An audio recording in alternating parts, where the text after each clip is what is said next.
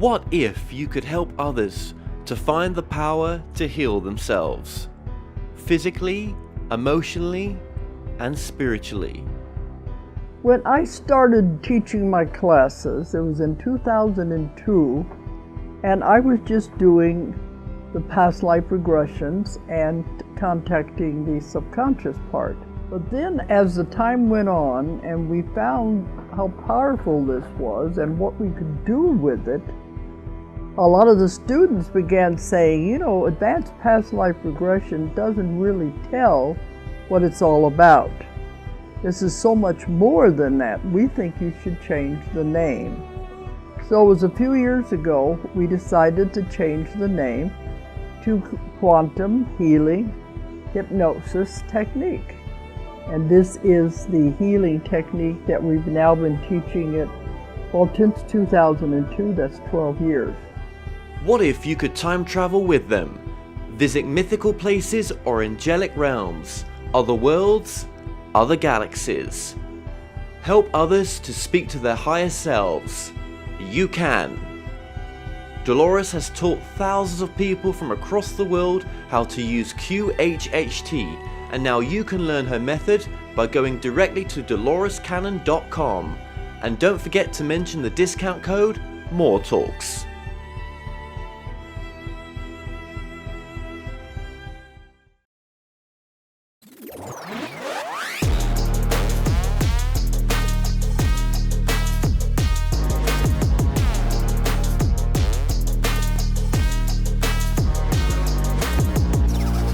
Hi guys, and welcome back to another episode of the Kevin Moore Show. Now, on today's show, I'm about to be joined by my guest, Deborah Jordan Cabal.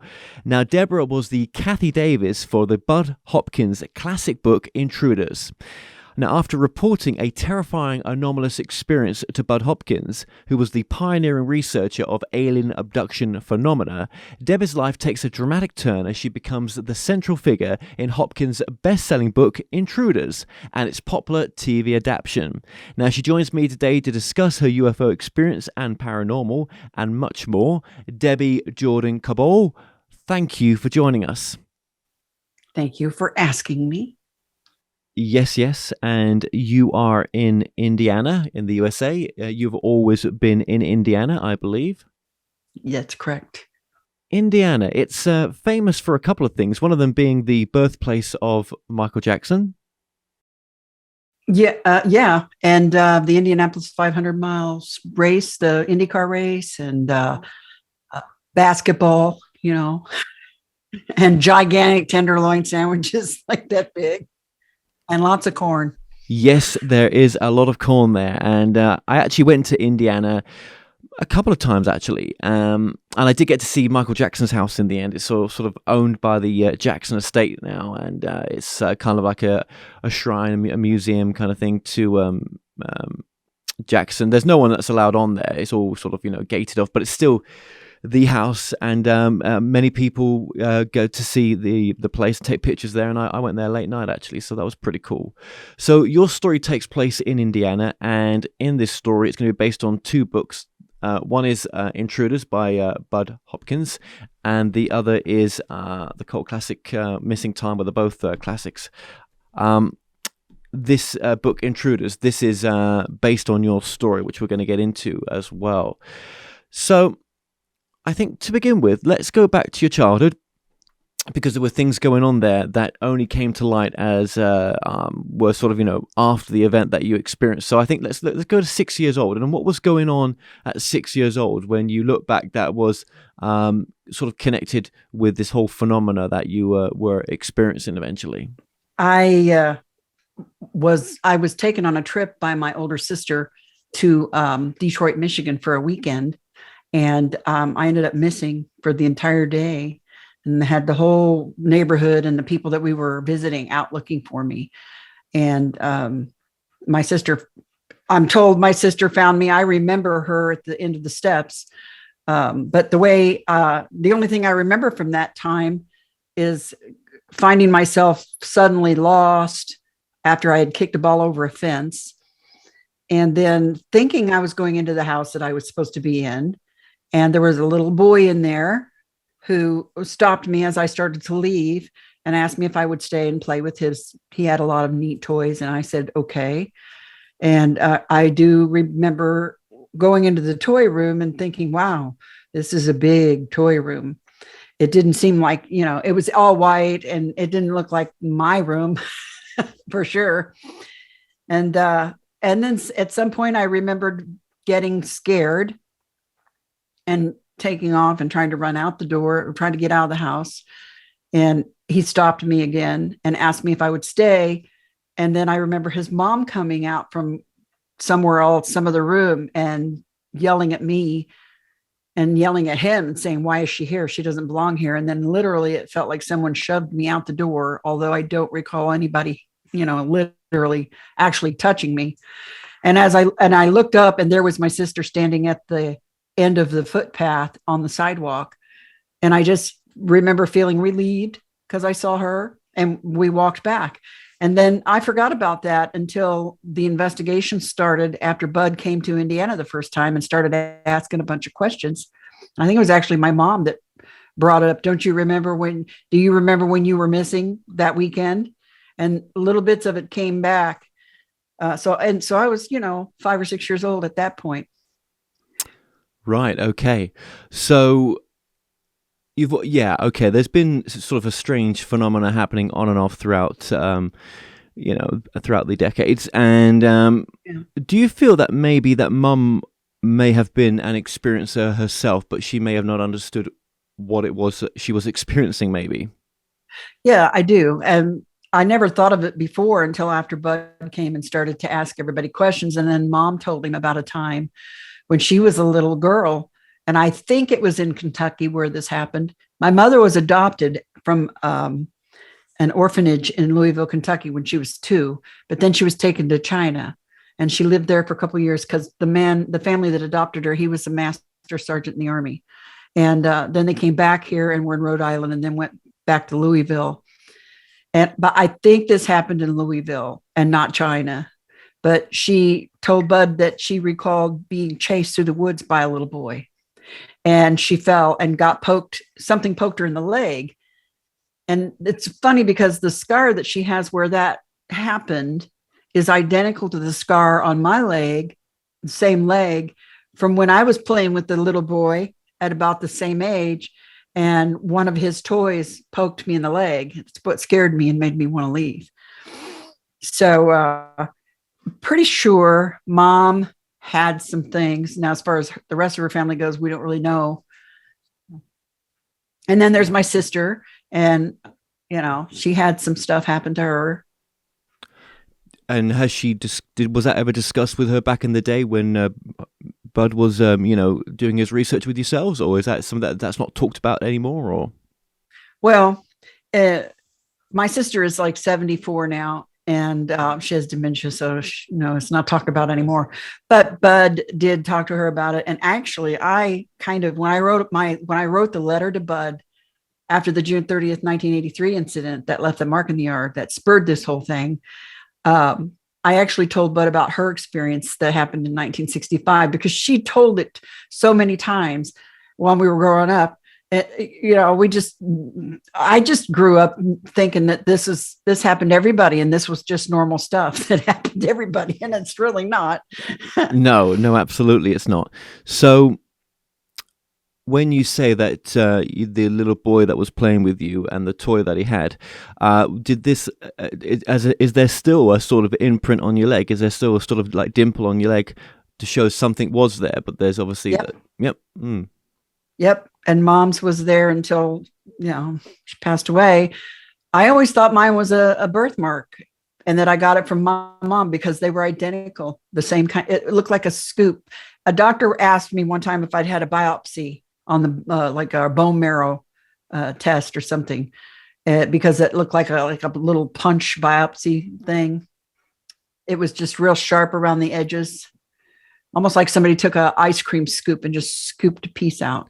So weird, right? Yeah, absolutely. Yeah. So it wasn't. You don't think you were walking around with some sort of implant? Actually, that something happened and some sort of sample maybe was taken, but okay. let's move this forward then. You've recently been in the film The Observers, I believe. You had a part in that, and I know that you probably questioned yourself why you was in that, but obviously you were recommended by Linda Moulton Howe to be participant in the film for that. But your story is a classic. I mean, it did end up in Bud Hopkins Intruders, the book Intruders. Now again, the details of this book is pen names, pseudonames. Even the place where it took place is not the real place, because at the time you had a young family. It was to protect the identity. You didn't want people knocking at the door, or fan mail coming through. You respected your privacy, and it was also a very traumatic thing, wasn't it, as well? Oh yeah, I mean, after June 30th, 1983, I had a lot of physical problems. And my health was not good, and I felt like I was having a nervous breakdown because I couldn't deal with what That's the right. things I was remembering. We'll get into that as well. So just back to The Observers. You must be glad that you've done that now, that you took part in that, and I'm guessing the feedback's been very positive. Everybody's been very, very, feedback's been very positive, and I don't do that sort of thing a lot. The main reason I did it was because Linda asked me, and I trust Linda with my life. We had just done a couple of her Earth Files because of my book, and I've known her. I met her right in the very beginning through Bud. So I've known her for 20 some years, and I trust her with my life. So when she asked me she said, "You're the first person I thought of when they asked me who I would like to interview on camera." And she says, "Would you do this for me?" And I said, "Yes." And I was nervous. Ooh, wee. I bet you were, yeah, because there was all sorts of names in that film, and it's so I think it's on Netflix right now, isn't it? Amazon, sorry. Yep, Amazon. Amazon Prime. We'll link it below, and for those who want to have a watch of that. This was one of the very first books that you had prior to the incident. What were you doing with this book, do you think? Because you wasn't really reading it much, were you? You'd got it from the local library. What had pulled you to it, do you think?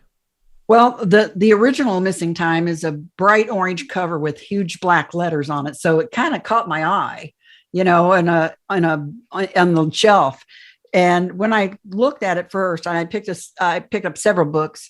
I kind of knew what it was about as it flipping through it, but wasn't, obviously I hadn't read the stuff that was going to give me a panic attack later. So I never actually, and even to this day, I have never fully read the entire book. Because I got to read it, I'd read a little bit, and then I'd have a panic attack. And I'd gone to the emergency room at least 2 times thinking I was having a heart attack. And my mom's like, "You need to take that book back to the library because we can't keep affording to do this. We have to pay for our doctor visits and stuff." So funny. Yeah. So your upbringing, fairly normal, everything, nothing out of the ordinary, just No. with childhood. And Not that I knew of. I mean, No. the weird stuff that we had happen, paranormal, or like what people think, I thought was normal. I guess, well, exactly. I guess what I mean is just, family routines, and you're just Yeah. a normal, regular family. Yep. Yep. And okay. Well, let's go to June 30th, 1983. Now, just prior to the incident, who were you as a person? I mean, what sort of person were you? At that time, my husband and I had just separated and were getting divorced, and I had 2 little boys, like 3 and 4 years old. And I had moved back home with my parents because I didn't really have a job when he left. And I was suddenly going to have to raise 2 boys by myself. So I was trying to figure out my life and what I was going to do. That was hard enough, and thank God for Mom and Dad. And they took us in and were helping me out. And that night I was about to go cut some patterns for a friend of mine who was a seamstress, so I could make some extra money. And I noticed this strange light in the yard. Or out in the pump house. Okay, so just before you get there, so do you think you were a shy person back before the incident? Do you think you were? Oh yes. Yeah, you weren't seeking anything. Oh no. Yeah. You could never have seen. I grew up the fat girl in school. I was fat my whole life, And so, and I got bullied. I got I made can't fun see of. that. Really, that's how you felt the experience was like? Yeah. No, well, no, that's how I was growing up. So my personality wise was I just wanted to blend in. I didn't like to stand out because usually if someone noticed me, it was because they were going to laugh at me, for being fat. So Aren't kids cruel? They are, aren't they? When it yeah, comes they to are. bullying, yeah, yeah, yeah. And we've all been there, haven't we? Right. Okay, so so self confidence wasn't too high, but happy, think well, as happy as can be. I suppose it was a time, wasn't it? A very difficult time for you because you're back at home, you're going through a divorce, which is never Yeah. bloody easy, and you got two little people as well. So that's a full time job, Yeah. and you're trying to bring anything in, just any money in. So okay, so It's stressful. It's stressful. a stressful Yep, time in my yep, life yep. for sure. So you're doing this job, and you get a phone call from mum. Yeah, I got over to the house and I got over to my neighbor's house after I had mentioned to my mom I saw the light in the pump house and the pool, the pedestrian door was open, the garage. So, and then I asked her, "Do you want me to come home?" She's like, "No, no, your dad will be home. I'll just lock the doors." And then I hung up and she called right back and she said, "I need you to come home right now." And I'm like, "Why? What's going on?" I was a little freaked out. And my friend's husband heard my panic, I think, in my voice. And he says, "Tell her to call the sheriff. That's what we pay him for."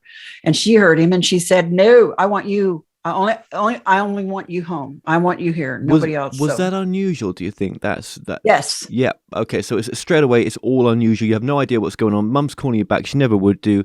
Speaking to you as though, well, she wouldn't speak to you. Like she was afraid. And my Yeah. mom never was afraid of anything. Right. So And- it took me out a little. So no clue what you're going back for, and you arrive back. What happens? Well, I got out of the car and I went into the back Florida room. And the first thing I did was grab my dad's shotgun.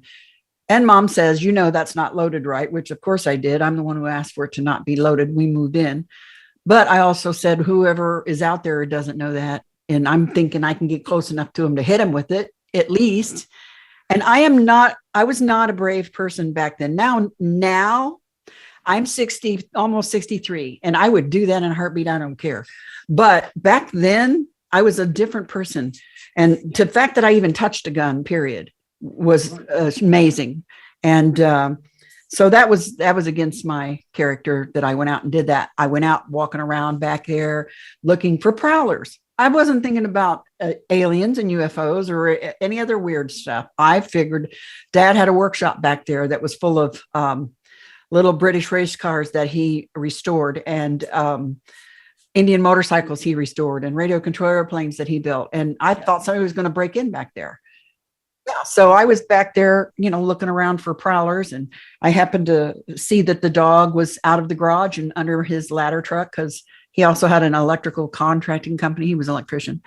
And then I went, didn't see anything, but I did know that pedestrian door was open. And I thought, if there's anybody out here, that's where they're hiding. So I went in that garage, didn't see anybody. And while I was in there, I suddenly felt hot, like my body was on fire, like a hot flash, but more than a hot flash, like even my skin burning. And I remember thinking, "Oh my God, I got to get out of here." And I turned and run towards the open pedestrian door. And when I did, something hit me in the chest, this ball of light that just overcame me to the point where my eyes were closed and I could still see it. I couldn't get away from it, but I also could not move. My whole body was vibrating shaking, beyond shaking, more like vibrating all the way down to the molecule. I felt like I was coming apart. And I people make fun of me because I say time stopped. It was like one of those train wreck moments where you see something or something happens and it's like everything just kind of stops, So I don't know how long I was in that condition, but I do remember hearing a voice from somewhere, I couldn't see anybody, say it was unfortunate that I had felt that pain. And then my next conscious memory is outside the doorway on the patio, but I don't recall how I got there. And I don't know how long it had been between times when I was first hit and the time I recall being out. It was dark. Yeah, absolutely. Yeah. Yeah. And my eyes were completely wrecked from the light that had been so intense and bright. I had like splotches in my vision, like a flash cube does. You remember the old time flash cubes? Man, they would Yeah, that's the way my eyes were. I, I could see movement, but I couldn't see detail. And I saw what I thought were six kids in my mom and dad's backyard. And I remember thinking, what are these kids doing in the backyard? And as they kind of came from different places in the yard and lined up and slid down towards me, but not to me, is when I saw to my left this egg shaped craft. I called it a craft because I don't know what else to call it, but I don't know what it was. But I know I can tell you six little kids couldn't go in there and fly anywhere because it wasn't much bigger than the pump house. It wasn't much bigger than like a mini barn in your backyard that you buy at Lowe's. Okay. So the circumference wise, it was what? How? It maybe 10 feet around at the widest part, but like I said, it was egg shaped, and I don't know, maybe 10 feet tall. Was it hovering? You know what? I thought it was on the ground, but there were a couple times as I looked at it, it almost seemed like it bobbled just ever so slightly. I don't know what that was. No sound? No. No. There was a ball of light about the size of a basketball off, not on it, but next to it. And it went down real slow and then came back up real slow. And I felt like it was looking at me. So the source of light that almost blinded you, that had blinded you, it continues to sort of blind you, that wasn't coming from the egg-shaped craft, and that wasn't coming from the ball of light. I don't know where it came from because it hit me the minute I got to the open doorway, and so I didn't really see it coming. Right. Wow. But you recall seeing these childlike figures, and the smaller ball and the larger egg-shaped craft, and yet maybe one of the two or both had produced some of that light that burned your eyes almost. Could have been. Yeah, but you don't. It doesn't matter in a sense because we're just trying to recall what you remember, and as you say, what was really odd is those childlike creatures, which some people may think of like as greys maybe, but we'll just say it as you say it. How could they fit in that craft? Did they fit in that craft? Did they walk into that craft? I don't remember seeing them go into it. I saw them going towards it, and then I remember thinking, "Oh my God, my kids!" And I think seeing children out there triggered me remembering that my kids were in the house, and I got freaked out. And the minute I thought that voice came back again and said, "Your children are fine." And then the next thing I remember is hearing my name being called. Now, that was a different voice. As it turns out, that was actually my mother. But it's weird because as soon as I heard my name being called, it was like somebody snapped their fingers, and the things that I remembered and the things that had happened to me went away. And I remember once I heard my name being called, I actually moved. I could move. I turned and I started walking across the back of the house up to the top patio. And Mom was like hanging out the kitchen door, and she said, "Is everything all right?" And I said, "Yeah, everything's cool." Then I'm thinking, I don't want to sew anymore. I just want to go swimming. So I called my friend that I was sewing with, and I'm like, "You guys want to come over and go swimming instead?" And she's like, "Yeah, cool." Because Mom and Dad had like this, cement pond, like Esther Williams swimming pool, super nice. And it was heated at nighttime. What time was this? What time are we talking This about? This was in the evening, but this was almost July. So we were already in the hot. Yeah, months, so it would have been hot anyway. Just in the daytime, it would have been scorching. Yeah. So we always swam at night because there were pool lights and it was fun. Okay, and it does get really hot in Indiana. I'll just say that in the winter, in the summertime. It does sorry, get pretty warm. yeah, and in the winter it gets really cold. Because you guys aren't far from Chicago, really. So where I'm at now, No, in Chicago it gets really cold. I know that. Okay, so before you spoke to your friends about coming around to swim, and do you think you wanted to swim because you wanted to cool down? There was something you were inside, you were warm, or you were warmer than you should have been. I don't know about warm. I just remember thinking, I just want to get wet. I just felt weird, and I just didn't feel like I could focus on cutting. And you wanted to kind of wash it away, maybe what you just experienced. Just do anything, just rather than. And did you tell Mum as you came into the house what you had just experienced? And did you also walk past the craft, or was it all fragmented about how you got past the craft or how you got back in a little bit? I still don't even remember a lot of that night. Bud's gone back now, and through interviews and timelines, we figured that by the time between the time that I got back to the house and went out with the shotgun until I went back to Deanna's house and then we came back to go swimming was about an hour and a half. But I only remember just bits and pieces still. Yeah, still. Now, but have you been regressed? Yes, I have had, I don't know, maybe 4 or 5 regressions. Okay. And how different was the regression to what you physically remember, mentally remember, compared to the, what comes out in the regression? Was it completely different? No, it was the same. And I do remember, I think under the regression that night, well, for a long time, I didn't want, Bud kept asking me, do you want to do that night? And I'm like, nope, I'm good. I don't want to do that night. And so we did some other incidents, that involved other people as well.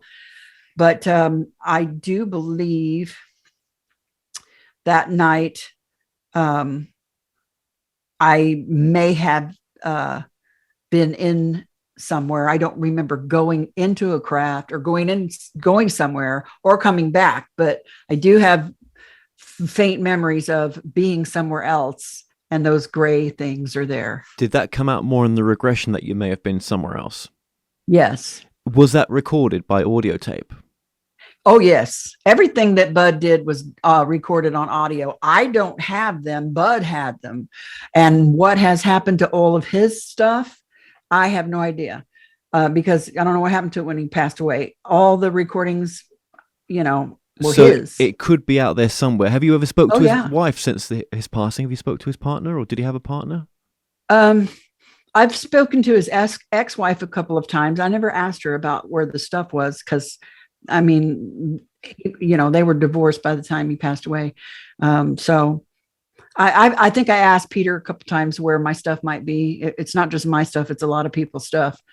But I see now. Peter was who was Peter to? Peter Robbins was Bud's assistant for the longest time, and also a really good, really great investigator, researcher, and also him and his sister Helen were when I first met Bud, they were a little bit older than me, and they kind of took me under their wing and protected me and helped me along and helped me. Incredible. Okay, so where are they now as well? Are they based in the US or are they abroad? Yeah, Peter's in New York, and Helen's passed away.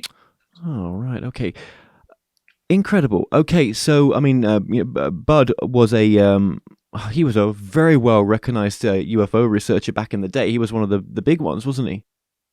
Yeah, I got him. I was fortunate enough to meet him very early on in that, so I had more time with him.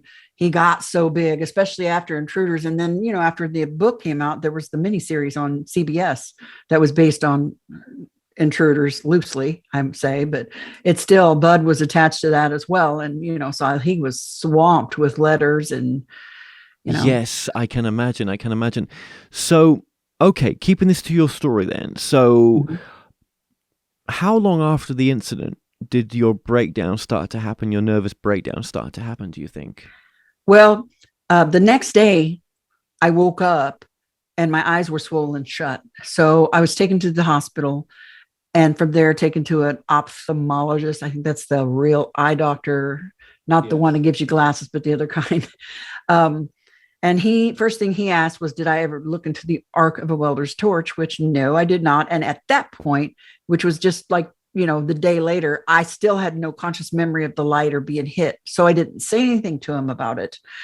That came that few days later on the 4th of July weekend when the family came out to go swimming and barbecue and all that jazz. And all the kids ran out the back. I remember all the kids ran out the back door with their towels and their bathing suits. And my oldest nephew came back in and said, "Grandma, what's wrong with your backyard?" And we're all like, "What are you talking about?" So all the adults went out there and were looking, and there was this mark in the yard. And we were I remember we're all kind of standing there looking at it. And my mom says out of the blue, "Oh, that's where the UFO landed the other night." And I looked at her and I'm like, why would you say that? How? What was it? What did she say to why she said it? She just laughed like she was making a joke. And then, other people were giggling. I looked over at her and then I looked back down and I'm like, oh, Then I start to remember. First thing I could see were those two big black eyes right there, like almost superimposed over the top of that mark between me and the yard. And then the light, I remembered, the rest of the day was like someone pulled a finger out of the dike, and memories started coming back. I started to remember the light, the kids, the egg-shaped thing. And I started to remember other stuff that had happened years ago, like in 78 when I was first married and the two gray guys came in my room, and that was not a dream. I told my husband, I tried to wake him up that night. He wouldn't wake up. I told him in the morning, these two gray guys were in our room and they had a black box. And he's like, what the hell did you eat for dinner? Is this the second husband?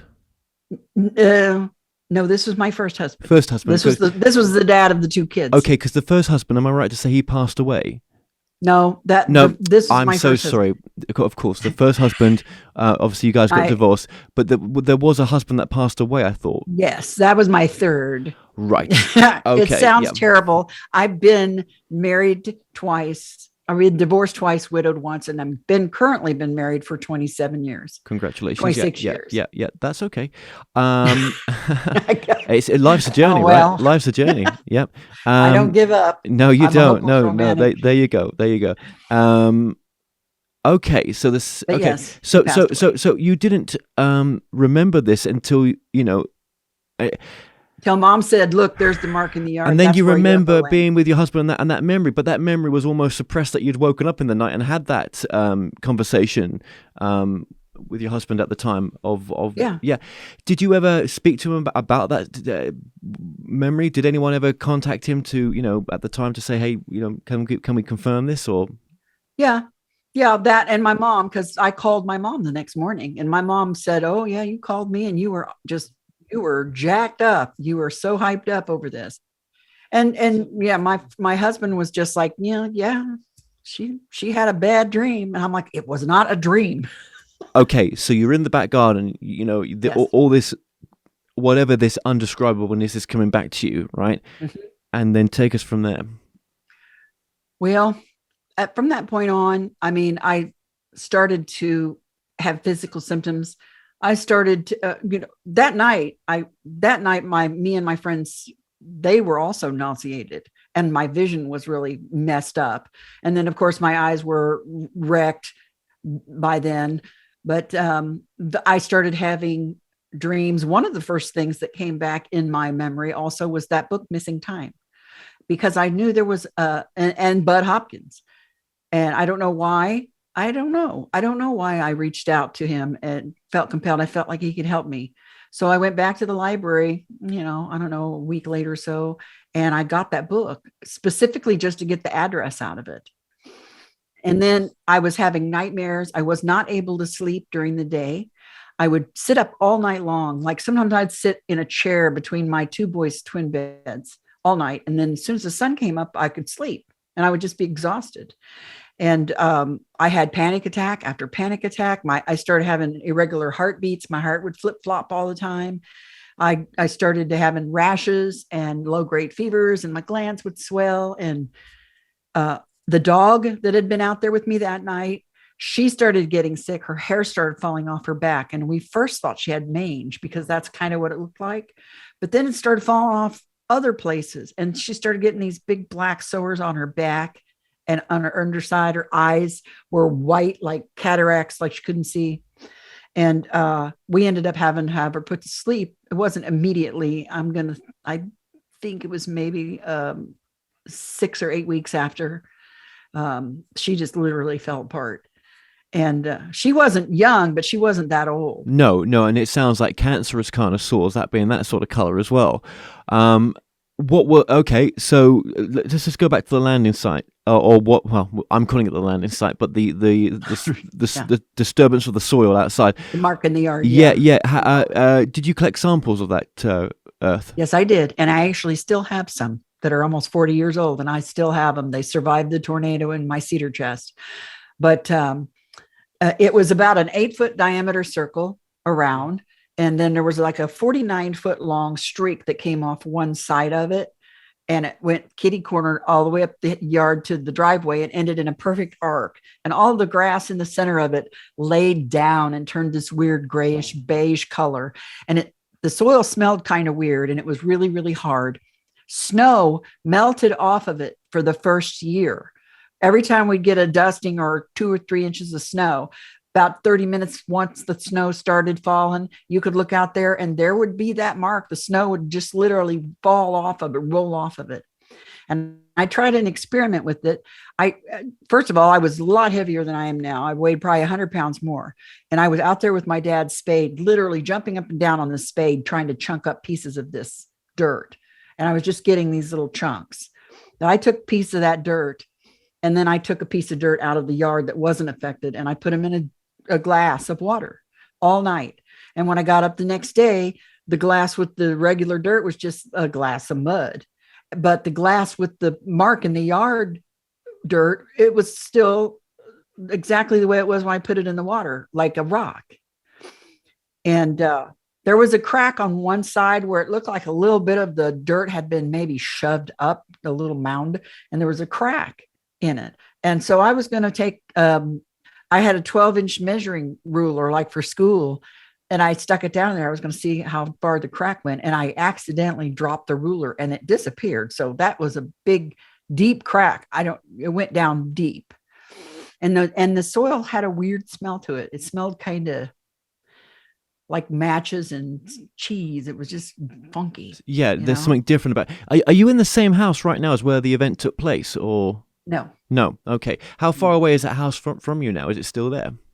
The house is still there. My parents have passed away and we sold the house. Yes. Interestingly enough, the girl who bought that house, I found out that she and I had a mutual friend in high school, and the mutual friend said, "Hey, my friend bought your mom and dad's house. You know, the one where the weird stuff happened." And I go, "You're kidding me." She goes, "No, she just found out about it not too long ago." I said, "Has she ever had any weird stuff happen there?" And she said, "Not a thing, nothing." So it was following you then, in a sense. That is kind of what they say, don't they? That there's some sort of reason why they're there, and it's some sort of ununderstandable sort of lineage thing. I mean, I don't know if I'm making sense to you. I'm sure you've heard some stuff like this before. Yeah, I mean, I'm only hypothesizing, what it could be, but there's nothing strange going on.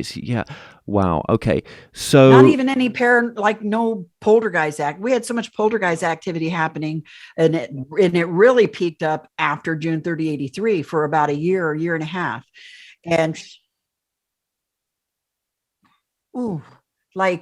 I saw a blue guy walk through the upstairs landing, and then he just kind of it was like he walked through an invisible doorway and just kind of walked, disappeared. And it was shaped like a gray, but it was all blue, like in sparkly blue lights. And then one time, Mom, me, and Kathy were sitting at the kitchen table, and this is back when we all smoked. And Mom had one of those great big heavy glass amber ashtrays, that big huge ones that weigh a ton. And we were just sitting at the kitchen table having a cigarette and coffee and talking. And I remember I reached over to flick the ash off my cigarette, and the instant that I did that big amber ashtray snapped in half, and it was a real loud pop.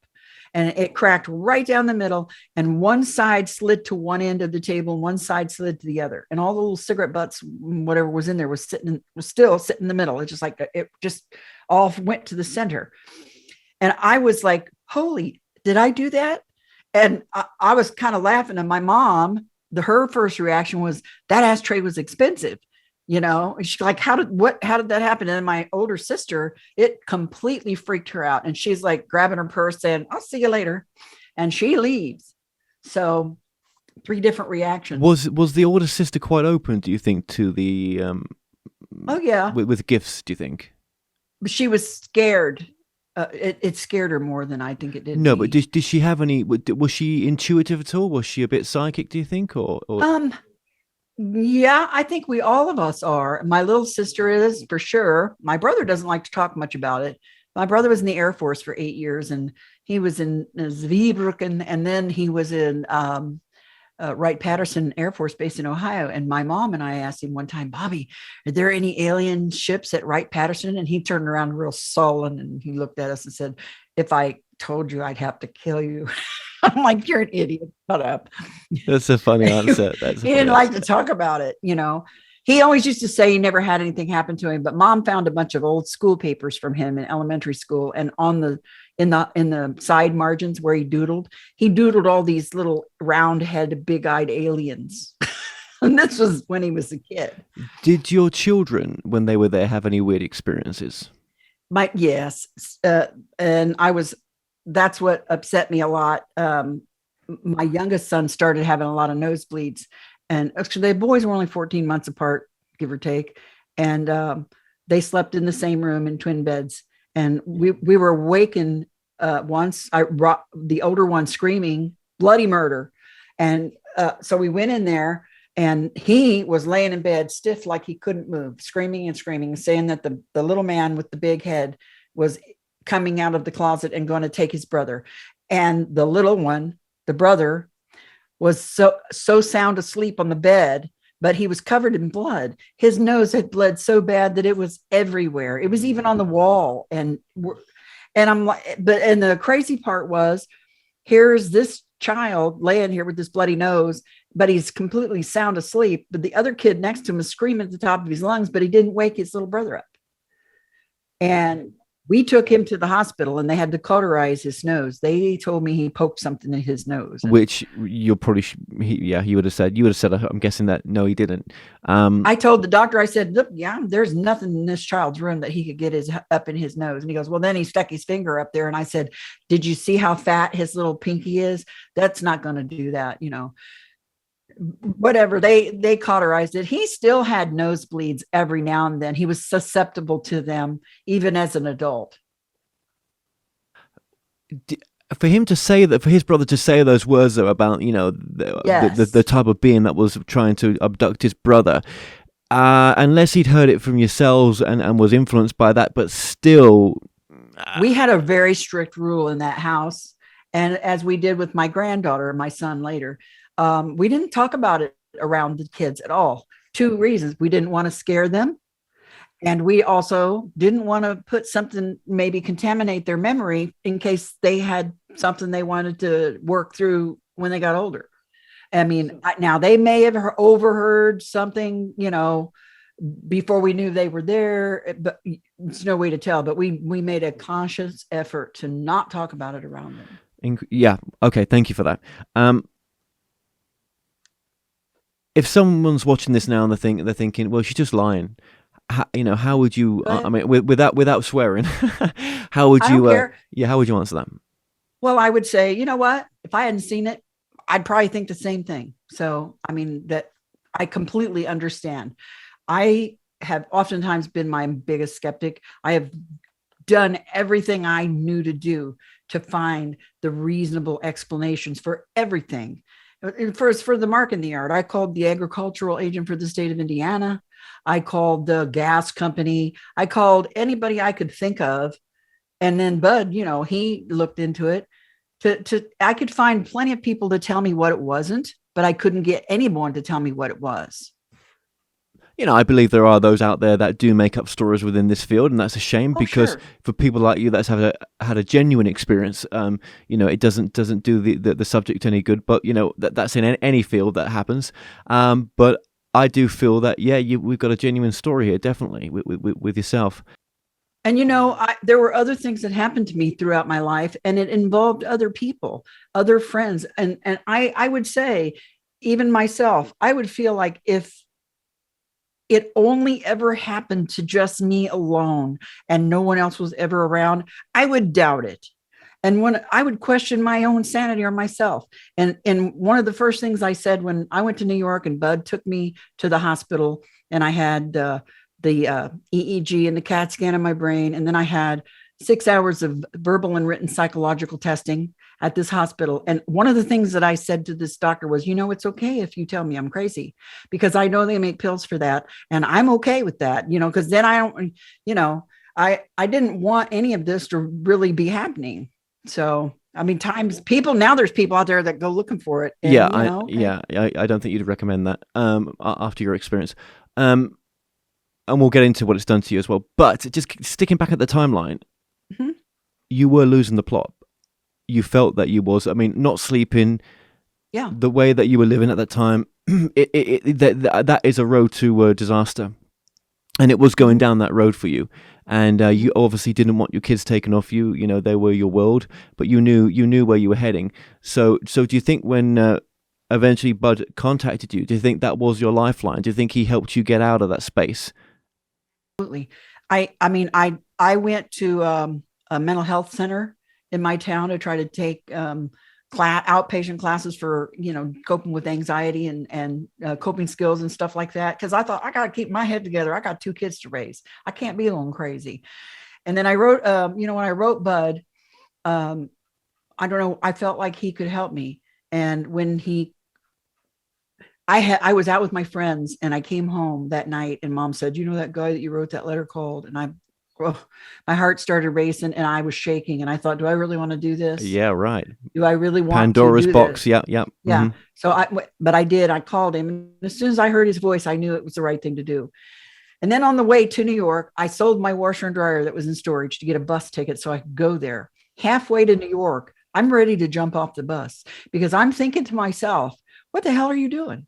You are going to you're going to New York City. You know, I was already scared to travel. No cell phones, no navigation, no. This was way back in the day. Yep. And I'm like, you're going to meet a guy who wrote a book about aliens and UFOs. And he could be an axe murderer. This is what I thought. He could be some kind of psycho killer. And you're a mother with 2 kids. What is wrong with you? And I had a massive panic attack on the bus and I almost jumped off the bus, but I didn't. And now I can tell you, I would not change a thing. I wouldn't even change having had the experiences because all of it has come together to make me who I am and how my life is. You know, there would be nothing remotely recognizable about my life or me if it hadn't been that I met Bud. Okay, so Bud helped you so much, and it must have took a lot of confidence in you to want to have him, even though it's under pseudo, to publish your story. But was that quite healing when the story came out, when people took it so well, received it so you know, well? Yeah, Bud had a great way to deal with it. I mean, he immediately hooked me up he had the buddy system, you know, with other people. So he would connect people, and then we had this like network of support right off the bat, you know, although it was phones and letters at the time. Now the internet makes it so much easier, but and cell phones. But yeah, and then when he first approached, after about 2.5 years or so of researching and investigating, he's like, I think I need to write a book about this. This is important. And I'm like, I don't think so. And my family's like, nah, I don't think so. You know, we had some weird people in the yard already that we don't even know how they found us or who they were. And it's like, no, I don't think that we don't need to do that.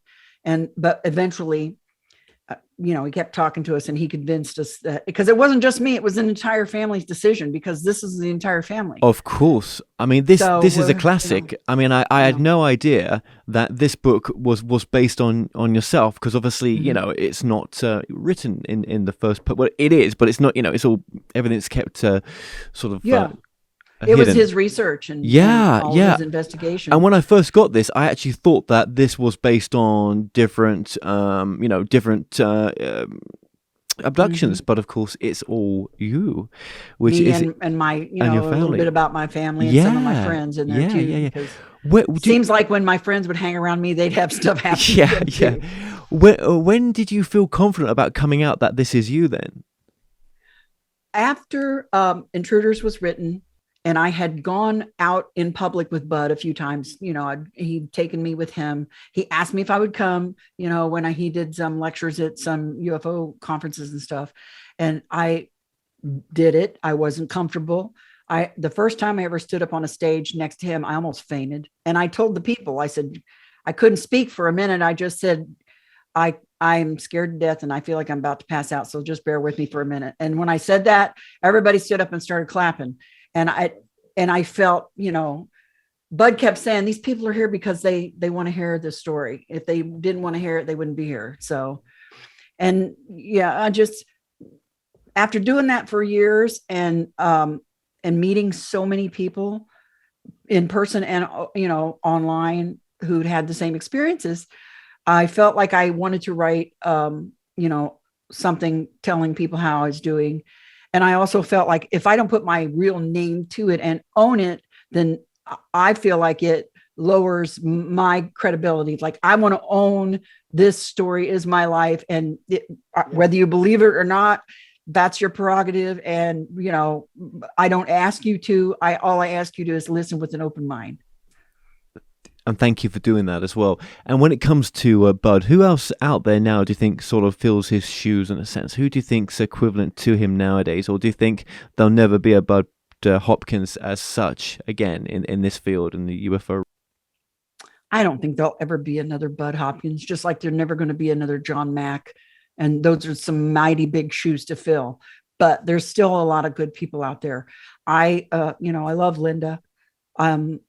Linda Moulton Howe, and one of the people that I lean on the heaviest now is Yvonne Smith out in California. She runs the CRO group out there, and she's a hypnotherapist, but I mean, she just she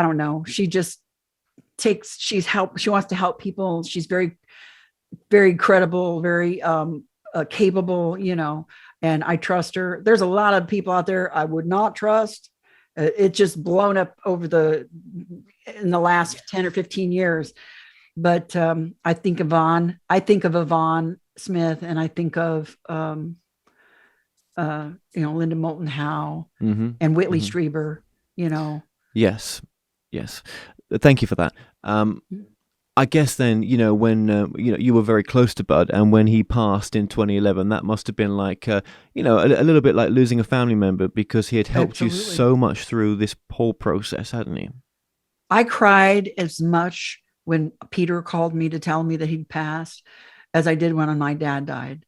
I mean, my heart was just as broken, because I looked at him kind of as a father figure, and he kind of treated me as one of his own. I mean, I was so blessed because I got so much more of him than everybody else that came after me could get, because he was so swamped, and also, I wanted to pay that kind of forward too. I feel like an obligation to kind of pay that support for. I'm fortunate. I had the support of my family, neighbors, coworkers, friends, my boss, a couple of my bosses. They all supported me and believed in us, because a lot of them were experiencing stuff too. Most people that report these sort of things, they don't have that. They don't have the support that I had. So I want to pay that forward too, and let them know that they're not alone. Well, that's beautiful. And do you think the phenomena as it is still occurring right now? And do you think there's events out there just like yours that are not getting reported, or because there's just not the people like Bud that's out there anymore to sort of, the go-to guys to, and it's a different era. Yeah. So you do feel that this is still happening. Oh yeah. And there's a stigma involved.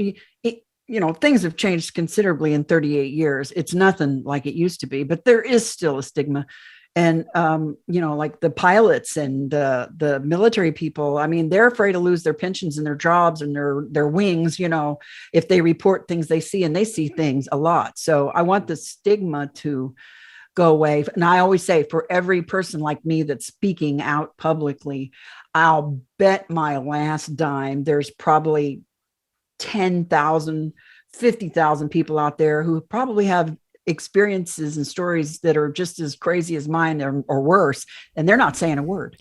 And I don't blame them. Would you? No, not at all. I mean, back in the day when your event happened, I think you even had the J. Allen Hynek Center in Chicago. I mean, there was all sorts of places to report it to. I mean, I know you've got MUFON and others nowadays, but I don't know. It just seemed different back then, didn't it? For sure. Now you can go to Walmart and you can wear a T-shirt with the alien head on it, and it's cool. And now it's okay. It's more than okay to be able to report seeing UFOs in the sky. You don't get hassled for that. There's still a stigma attached to this face-to-face contact, but actually just say, hey man, we saw this cool thing in the sky. And everybody's like, oh, I saw something, or, it's way different than it used to be that way. Yeah, absolutely. And do you think you're still being observed? Do you feel that you're still being watched? Yeah, a little bit, but not in a crazy paranoid kind of way. And it doesn't affect how I live my life. It's just like, okay, here I am, whatever, I'm doing my thing. So, Why do you think you had this experience? If you look back now, all these years, with all the sort of, research that you've done into your case, what do you sort of put it down to now? well, I mean, it's all theory because nobody knows for sure. And I don't know for sure either. So anything I say, is basically, I'm just kind of guessing like everyone else. But, well, there is that familial thing, the generational thing. So, I mean, it could be that, it started with another, member of my family from the past and it's just come along, this way. Or it could be a case of I was in the wrong place at the wrong time or the right place at the wrong time, depending on your perspective or how you want to think. And like my experiences have changed. They're not as physical and there's not the physical contact like there was earlier when I was younger. And it's more metaphysical in ways now and in my head and expanding my consciousness and my intellect and spirituality even is a little bit in this. But and it makes me wonder, did my early physical contact, did that serve some purpose, like to trip a switch in my head or grow new circuits or something? Or was I like that before I got born and it attracted me? Because I had a friend of mine say one time, you're like a bug zapper in the dark. You're bright and you attract things. I'm like, well, that might not be a good thing. But, so I have lots of theories and I wonder about a lot of things, but I don't really have a lot of answers. I mean, the older I get, it seems like the more questions I have. I love that answer that you just gave there. Thank you so much for that. And I think there's this spiritual aspect of every abduction or every sort of contact that seems to come out in the end, which is kind of interesting. Even some of the big cases out there, and yours is one of the big ones, but when you look at some of these other cases where they say, actually, I think I was being saved. I don't think I was being harmed. Exactly. Travis Walton says that. Well, there are other researchers. I mean, dare I mention his name? David Jacobs. He's an interesting fellow, and I think is he sort of academia as well? I think he might be. Yeah, I think he is is a history professor at Temple. Yeah. But it's obviously all very fear based, and I know that you probably respect David, like we all do, and I do want to get him back on. But where do you see it that way at all? No, I don't. No. Bud kind of leaned that way a little bit too, not to the extreme that Dave did, but for Bud, I always chalked that off to be in the emergency room of this entire phenomenon. I mean, early on, he was seeing people like me that were completely wrecked, and Bud was an extremely compassionate, empathic person, and he really just wanted to help people, And I always said to him, hey, have you ever been, have an experience? And he'd say, no, I didn't. I just saw one on the Cape once. And I'm like, well, sure is weird how you're really spot on into this, focusing on this now, instead of the art. And I remember one time sitting in his studio, looking at boxes and boxes of letters from people. And I said to him, I was in one of those boxes. Why is it my letter you answered and wrote a book about, and all this has come about now? And he says, well, that's a $64,000 question, kid. And I said, do you think it was destiny, fate? And he goes, he didn't believe in God or anything, like that. But he had to see how things were unfolding. He was extremely intelligent. But I don't go there. I don't have I had the fear in the beginning. It was scary. A lot of things were scary when I was young and little and didn't understand. But now I'm older and I realize that these things that happened to me maybe had to happen to me for a reason. And I'm in a good place. Now, your website's been coming up on the screen. I just want to say thank you, right? But your website's been coming up on the screen. Just for the audience, your website is? www.debshome.com. Okay, well, that's for the podcast as well. Now, everything to do with your case is in the links below, including your book as well. And your book is called Extraordinary Contact: Life Beyond Intruders. Now, this book goes into so much more detail about this case. detail Yes. that over 30 years, or more, you've been able to sort of put into this book, and even your time, with Bud and everything that you experienced. Mhm. Because there's, we, can't fit it all in, and we've both got limited time here, and I just, No, did you have a talk show? Do you do a talk show or I had a podcast a for years with a podcast? buddy of mine. It was Right. called Midwest Paratalk. We did it for 5 years or so, but I'll link life that kind below. of messed it up. I'll link it below because it's probably still out there.